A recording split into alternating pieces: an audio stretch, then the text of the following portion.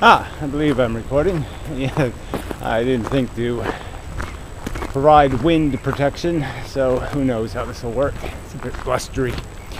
Anyway, I made this video the other day, but didn't have the proper lens on. But anyway, this one looks dirty. Anyway, yeah. Alright, I was thinking about the difference between psychology and philosophy. Actually, I didn't make that video. Yeah, this is a new one. Anyway, I mean, it doesn't matter. Anyway, so how much of what we are is our psychology, and how much of it is philosophical, a byproduct of knowledge and edification. And it's a kind of interesting. Can you actually separate these things? I mean, clearly, in my opinion, you can separate them in terms of function. The psychology fundamentally drives behavior, and no matter what your philosophy is, your psychology has to kind of agree with it, or you're not going to do anything. You're not going to, the organism isn't going to move unless the psychology says, oh yeah, I get that. It's compatible in some sense.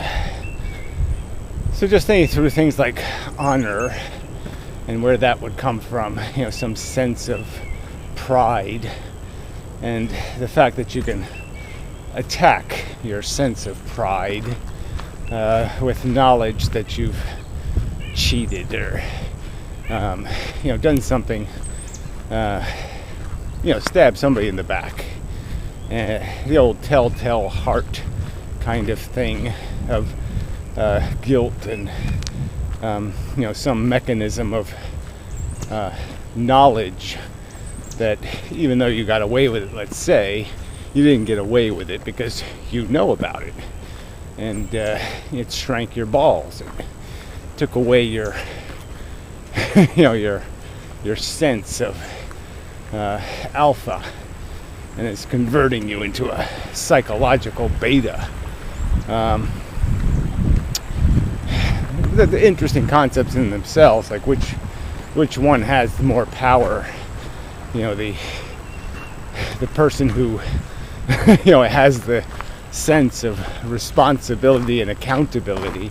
He's playing the game by the higher, smarter, supposedly, standards, or the imbecile who isn't limited by notions of cheats and fair play and all that kind of nonsense. Not that I think it's nonsense, I don't, of course, but this is where it gets sort of this line between what knowledge by itself can do.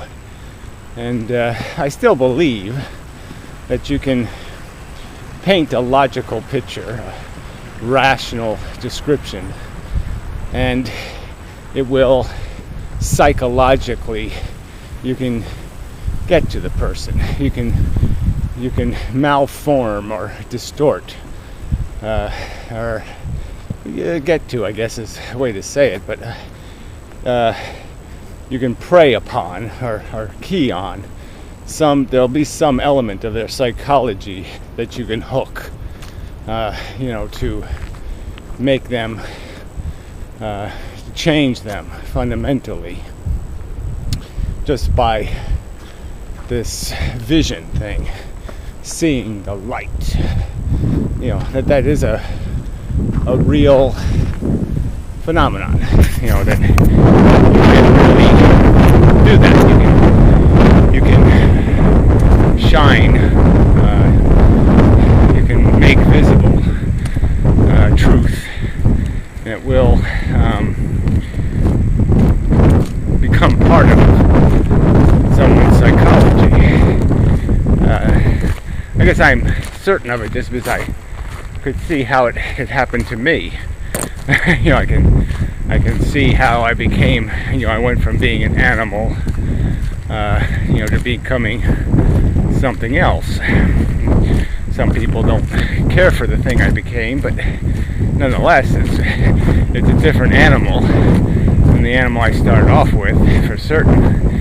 And I'm certainly distracted substantially by a whole bunch of ideas, a whole pile of principles, ideals that kind of nag me into trying to be better than it is my nature to be, let's say. That keep me focused on the fact that although I have no personal affection, for the future, it's a hard entity to even imagine. I can kind of turn it into a friendly little cat and say that's the future, friendly little cat. And do I want to do anything to degrade friendly little cat's welfare, its life? Because that's what we're doing here in the present, is making the bed, so to speak, for the friendly little cat of the future. So here, psychologically, that's so distant from anything I can eat or fuck. So distant from anything viscerally or fundamentally connected to my personal psychology. The little network of touchy-feely that I have. And yet this idea, this knowledge of it, when formed correctly, let's say that's sort of important, is again getting that right image, connecting it to something that gives it value, friendly kitty, and it just makes it then visible and something that's now in my personal network. Friendly kitty is now one of my associates, and I have a more tangible barter, so to speak, a more tangible, in my face, emotional connection that can develop through giving this thing that doesn't exist yet, this leprechaun, a name and a house and a yard, and giving it all the stuff it will inevitably have, and kind of making it possible for me to personally connect to it. So I guess I would say that that's not in this exact analogy, but in some way or another, all my principles are in some way given power over my psychology through this kind of trick, through this kind of mechanism of making things that aren't direct and obvious, something I can, that is more visceral, more connected to my immediate, what's in it for me kind of thing, or something. And so I think that's part of, it's still a tricky one when you get to the, things like character, and how much of that is, you really have to be, in a sense, driven by some kind of ability to respect the truth, or respect, have some admiration for, almost as if it was a parent and it was going to look down at you and say, why are you such an asshole? To give it authority. And how much of that really has to be seeded, with some sort of real psychological. First, I guess the you have to have something to hook on to. You have to have some sort of I that already exists in the person, some sort of notion of success and failure, some kind of psychological element in them that makes it possible for them to recognize the difference, or to feel a difference, between winning and losing, doing it right and doing it wrong. How else to say that? Like I said, says it. So, there still has to be something. I guess you have to say there has to be some kind of psychology in place before you can, before philosophical or knowledgeable facts can, knowledge of facts can have power to draw the right picture for your psychology, for it to be horrified. I guess that's it, right? You kind of have to psychologically have a fear of something, the boogeyman, or something, for you to be able to migrate the identity of that emotion to this other thing that you're saying is the same. It's the same Sasquatch. It's the same whatever, lion, tiger, or bear. You could say the lion was the only natural predator. Wow, big wind. Yeah, I don't know if this is gonna work. And the tiger and the bear were just psychological, philosophical ideas that you were given knowledge of how they're the same thing. That this honor thing, is the same as winning or losing a fight or a battle. That you can't climb Pride Rock and do your roaring, if you are given knowledge that you cheated to get there. It's really windy. Ooh.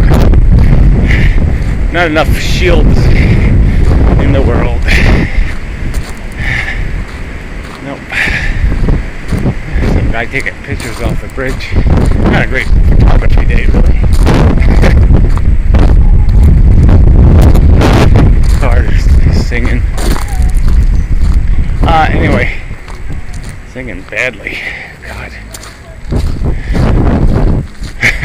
Really badly.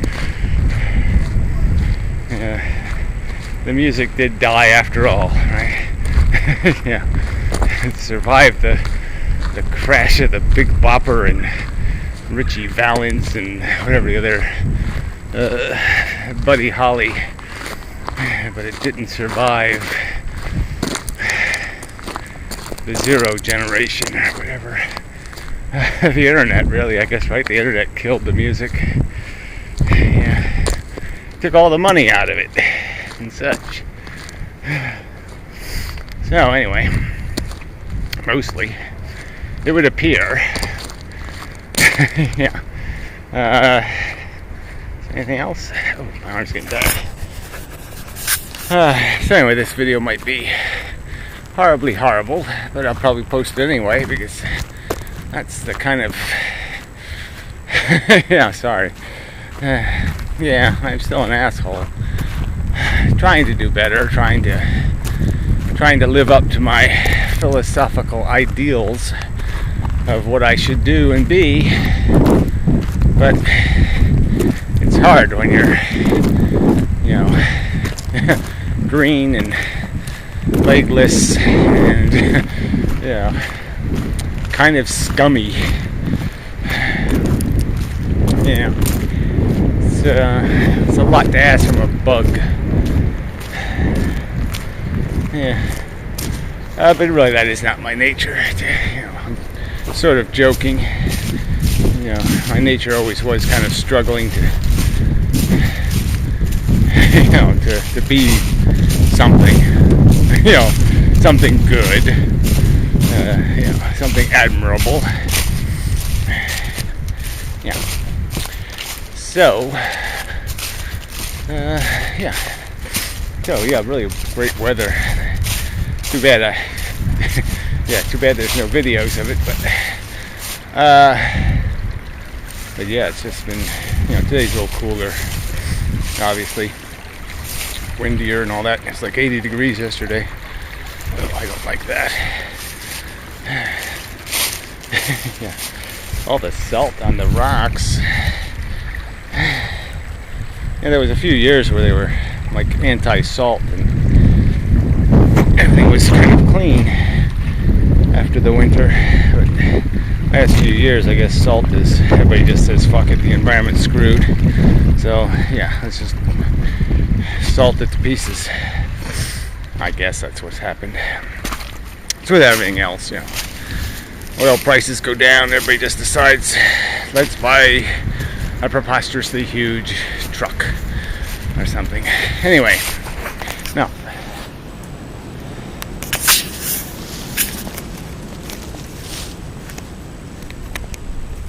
Gee.